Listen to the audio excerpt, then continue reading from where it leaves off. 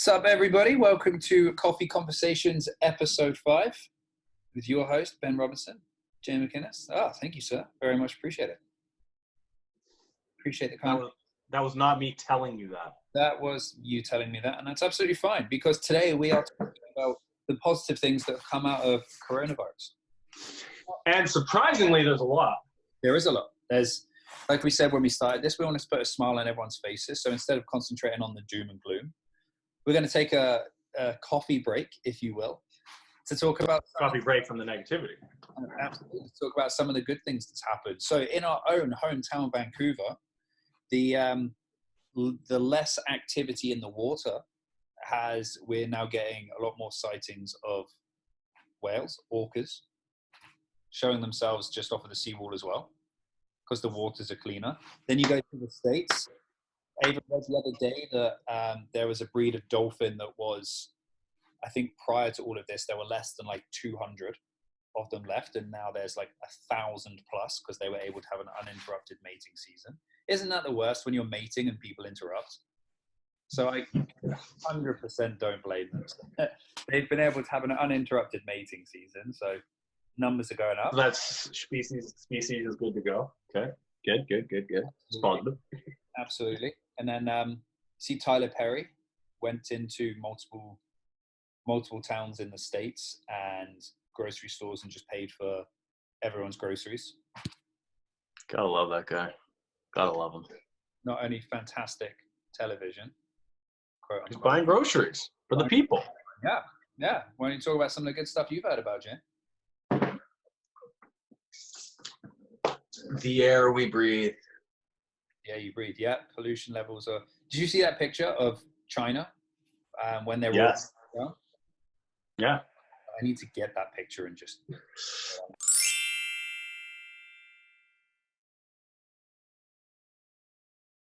And naturally, the pollution anywhere on Earth affects everyone on Earth. So I'm very glad that China had clear skies, because that's going to benefit not only them, but of course us in the long run as well.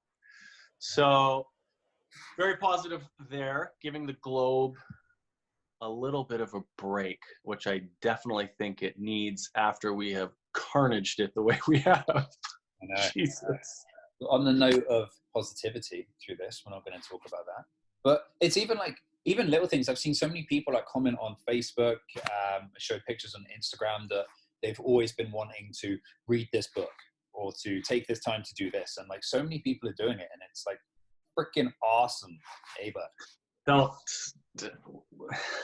What was that last thing? Bud. We don't say bud. You do. You're Canadian. Trust me, you say bud.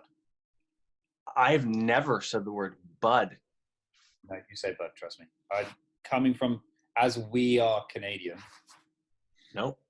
Also not true. Correct. It's actually correct. Citizenship. And what's that? Trudeau says, no, I'm Canadian.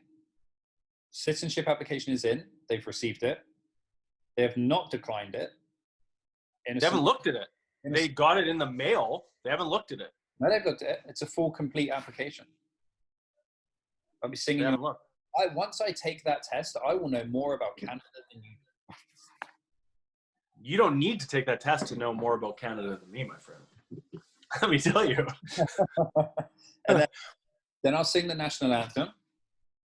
That I can do. But I've traveled, and I think actually I'm gonna. I don't like to generalize. However, I'm gonna put this out there. Like myself, I think most Canadians have traveled abroad dramatically more than they've traveled domestically. I wonder if that's the same for everyone in the world. Like, maybe not America. Another gross generalization, but like Aussies, they're everywhere. A lot of them I've talked to from living over there myself and meeting here have done spot traveling throughout Australia, but have definitely gone overseas for the snow and whatever reasons, obviously, they have far more than they have domestically. So it's just, I think a lot of it is cost as well, because I remember a couple of years ago, a friend of mine was flying back to Nova Scotia for Christmas. Oh, it's brutal. Yeah. And this was actually from Calgary to Nova Scotia. And it was more expensive for them to have a return flight from Calgary to Nova Scotia than it was for me to go from Vancouver to London and back on a return. Yeah.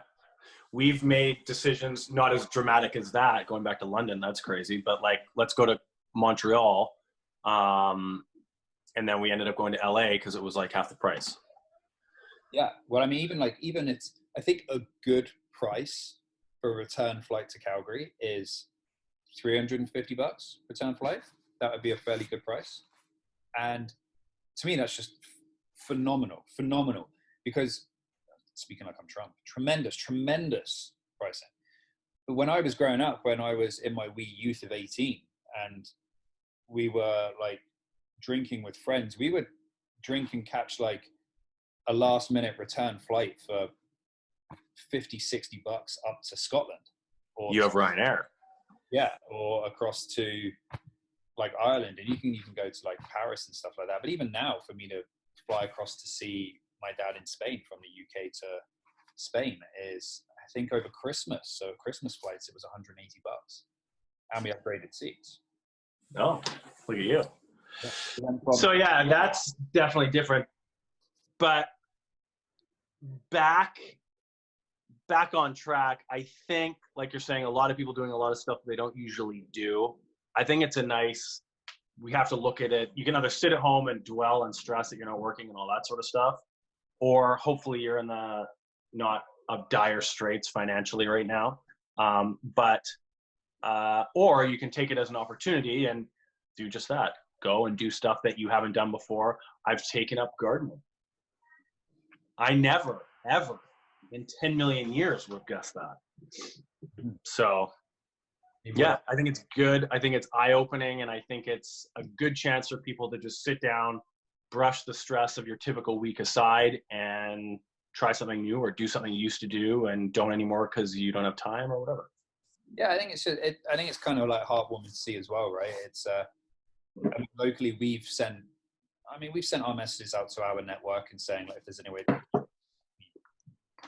groceries, etc., then we're here and we're happy to help. And I think what's nice is the responses that we've got of people who don't need that. There are just genuinely, people are so much more appreciative and happy that type of thing is going on, right? And even like the 7 o'clock, like NHS or frontline workers, essential workers buzz that's going on. Like, if we're on the 19th floor of, we're in Brentwood, so it's a pretty built up area, but you can hear that like loud and clear, pots banging left, right, and center, horns going, sirens going. Like, it's a massive thing. And whether you're in Burnaby, Vancouver, and I'm sure it's happening in Toronto and such as well. Everywhere from that to people like Louis Vuitton are making face masks now. Ferrari have pitched in to help with ventilators for hospitals and stuff like that. You can like take the veil of darkness that we seem to be shrouded by the news on, and there's actually some pretty cool and awesome things going on underneath everything that's happening. Yeah, and I think I fully agree. I think it's a really good time because it's highlighting that sort of activity, and it's very good. It's very refreshing to see, and everyone's giving back, I think, in a lot of ways, in their own ways, and it's good. And even like you said, putting the gesture out there, if you need help and no one takes it, it's just giving people that peace of mind at minimum that someone is there, and if they needed a hand, there's someone there. And I feel that sort of stuff really gets quickly passed over on a typical work week. Yeah. Because everyone's busy, everyone's at high strung, everyone's rushing, and all these little intricate details that really make things special just get passed over. I think everyone should follow Tank's Good News on Instagram, because all the absolute gent of a man does is post good news. And it's so nice and so refreshing.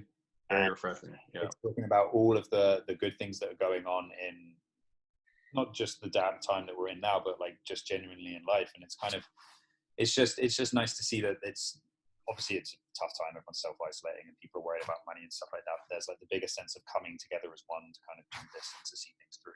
And even when you look at the virus itself in BC, last week we had 159 hospitalization cases. We have 100 hospitals in BC. So, I mean, you look at a rate of 1.35 per hospital. That's phenomenally low. Of course, you want that number to be zero. and that's the end goal when we have the vaccine and such. But that's substantially low compared to thinking like Italy and Spain and stuff. We're seeing, I think, at their peak point, like 900,000 deaths a day. Yeah, for sure. So we're still prospectively very fortunate, as we usually are on most scales here in Vancouver. Luckily, this one as well. And I think that this is a good time for people to have this perspective. And once we're done all this and we do go back to normal days, whatever that ends up looking like on the other side, that we bring a little piece of this mindset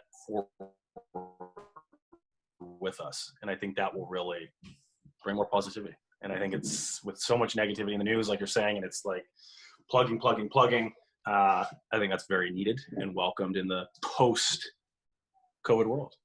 Absolutely, guys. So hit us up with all of the positive stuff that you're hearing. Tuning out for today. That's the end of my coffee, our 10 minutes. Dignified thumbs up from Jay McInnes. And we will see you for Coffee Conversations episode 6 shortly. See you later, guys.